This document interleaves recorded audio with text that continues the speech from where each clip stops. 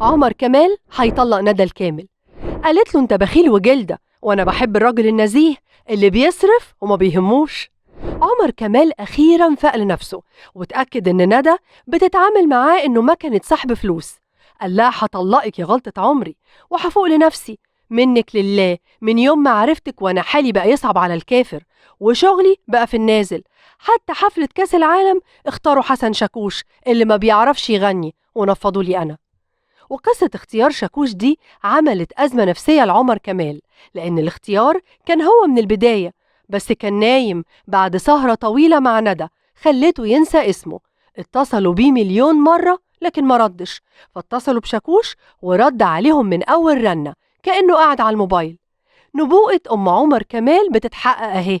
قالت له: الست دي هتجيبك ورا وهتخليك على الحديدة من أول وجديد، ومتجوزاك عشان فلوسك، وهترجع تندم يا ابني بعد كده. عمر افتكر كل الكلام ده، والمواقف كانت بتمر قصاد عينه، وكان عمال يسترجع كل كلام أمه لحد ما خد القرار إنه يسيب ندى الكامل. لكن في مشكلة واحدة، وهي إنه كاتب على نفسه فلوس كتير، ولو طلق هيضطر يدفع غصب عنه. فقرر يواجهها ويقول لها إنه عايز يطلقها، وكل واحد فيهم يروح لحاله، وإنها تتنازل عن حقوقها ويديها مبلغ كده على القد وتتكل على الله.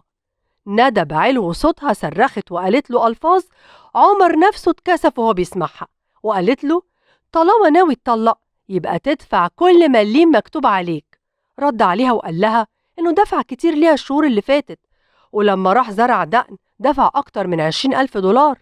قالت له: ما يخصنيش، يا حقي كله يدفع يا هجرجرك في المحاكم يا ابو دقن مزروعة يا أزعة. عمر مشي من قصادها لأنها فضلت تشتمه، وراح يقعد عند صاحبه الوحيد حمو بيكا. حمو فضل يقول له: ادفع لها الفلوس واخلص، ما انت على قلبك قد كده. واتخانقوا هما الاتنين، لكن بيكا مسكتش. قال له: يعني هي تمسكك هناك تغسلك وتنشرك وجاية تتنطط عليا أنا؟ ما كنت زعقت لها هي بدل ما تزعقلي. جاي في بيتي وكمان بتتعصب وتشتمني. عمر كمال سافر عشان عنده حفلة، وفي نفس الوقت بيحاول يلم فلوس عشان يطلق ندى. وفي الوقت الحالي هو بين نارين: يضحي بالفلوس ويخلص من الجوازة دي، ولا يكمل ويفضل يتشتم كده ليل نهار. بكرة هنشوف ايه اللي هيحصل.